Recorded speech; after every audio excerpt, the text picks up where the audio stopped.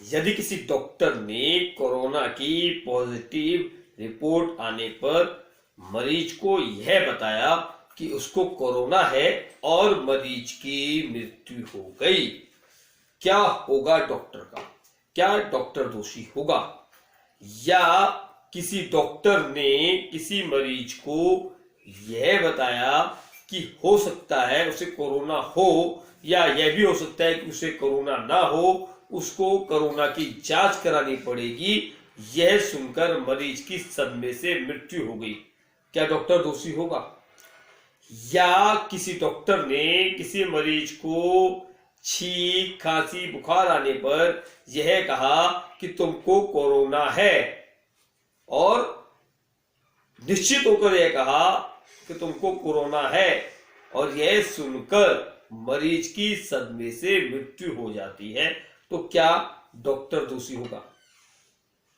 नमस्कार दोस्तों, मैं आपका दोस्त एडवोकेट वीरेंद्र सिंह खुराना उपस्थित हूं विधि निर्णय अवलोकन की आज की कड़ी में। आज शनिवार है और हमने हर शनिवार को, क्योंकि कुछ स्टूडेंट्स हमारे साथ जुड़े हैं जो विभिन्न प्रतियोगी परीक्षाओं की तैयारी करने वाले हमारे रिश्ता साथी भी हमारे साथ जुड़े हैं, जिनका यह आग्रह है कि हम लोग हफ्ते में एक दिन प्रतियोगी परीक्षाओं से संबंधित कुछ ना कुछ पोस्ट करें।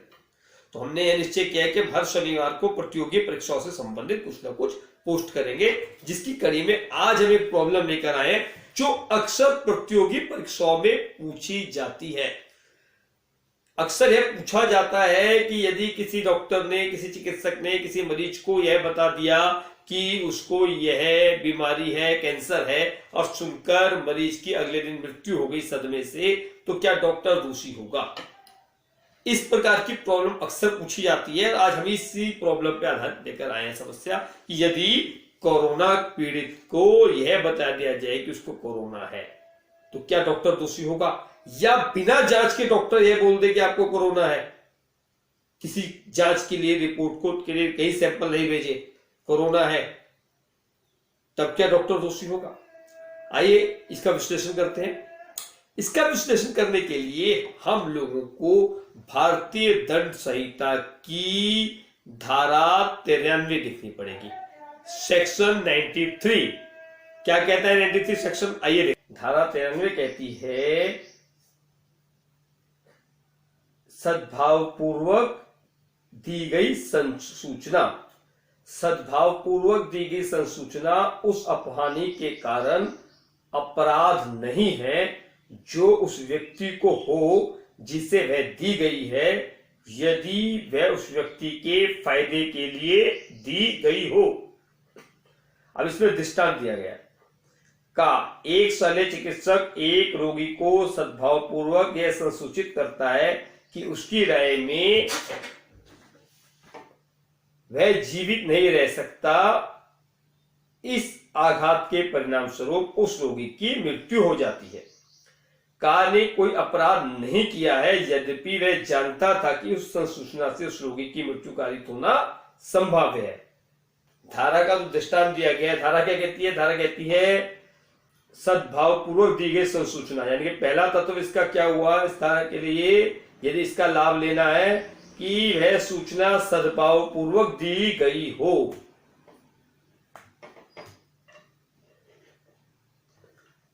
दूसरा,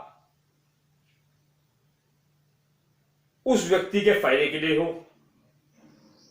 और यदि उसके पश्चात उसको कुछ हो जाता है, कोई अपहानि कारित होती है, तो उसके लिए वह चिकित्सक दोषी नहीं है, यानी कि वह जो सूचना है वह सद्भावपूर्वक दी गई होनी चाहिए।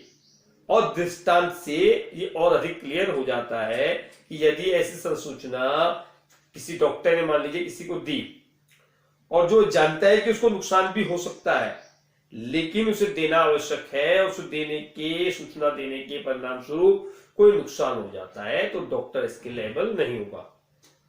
हमारा क्या था प्रश्न था, प्रॉब्लम थी कि यदि किसी कोरोना के मरीज को जांच रिपोर्ट, पहला प्रश्न, जांच रिपोर्ट आने के पश्चात डॉक्टर द्वारा बताया जाता है कि आपको कोरोना है, और उसके परिणाम स्वरूप उसकी मृत्यु हो जाती है, तो क्या होगा? इस संसूचना के आधार पर जो हमारी धारा के कहती है धारा 93 का लाभ उस डॉक्टर को मिलेगा, डॉक्टर दोषी नहीं होगा। दूसरी समस्या कहती है कि यदि डॉक्टर यह कहता है कि हो सकता है आपको कोरोना हो और हो सकता है आपको कोरोना नहीं हो, यह तो जांच रिपोर्ट आने के बाद पता चलेगा, आप जांच कराएं। और इसको सुनते ही वह सदमे में आ जाता है और सदमे के आने के परिणाम स्वरूप उस व्यक्ति की मृत्यु हो जाती है, तो भी डॉक्टर क्या है, दोषी नहीं है, उस धारा 93 का लाभ मिलेगा।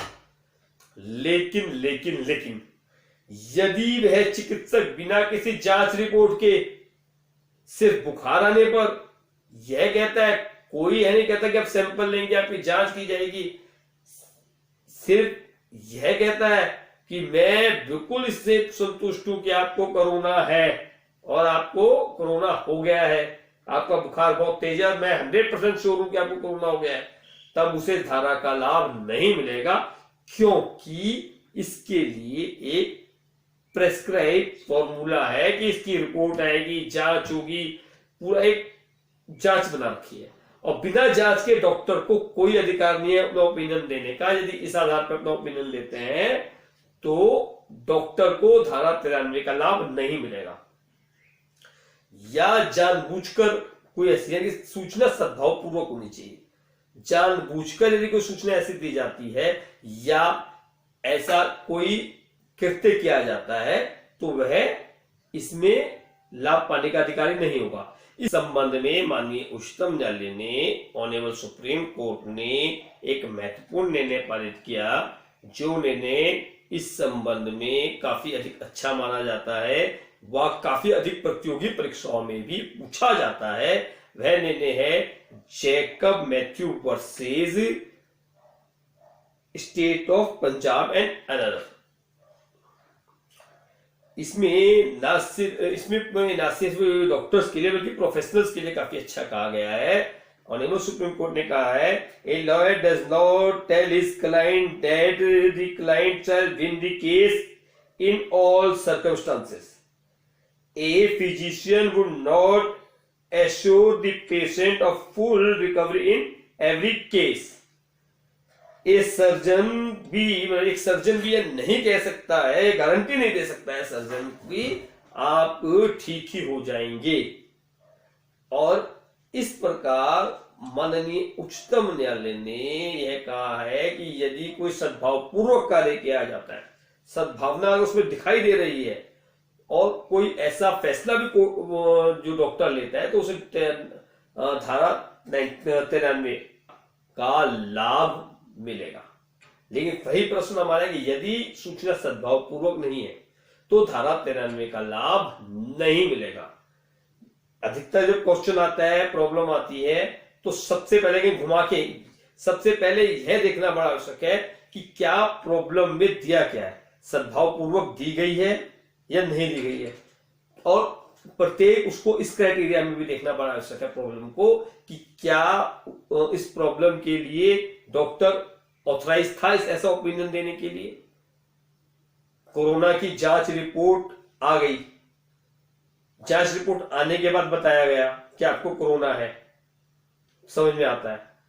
और कोरोना की जांच रिपोर्ट आने के बिना ही अगर डॉक्टर बता देता है कि आने के मुझे लगता है कि आपको कोरोना है, तो उससे धारा 93 का लाभ नहीं मिलेगा, क्योंकि डॉक्टर इस कोरोना की जांच के लिए वह अपना ओपिनियन नहीं दे सकता।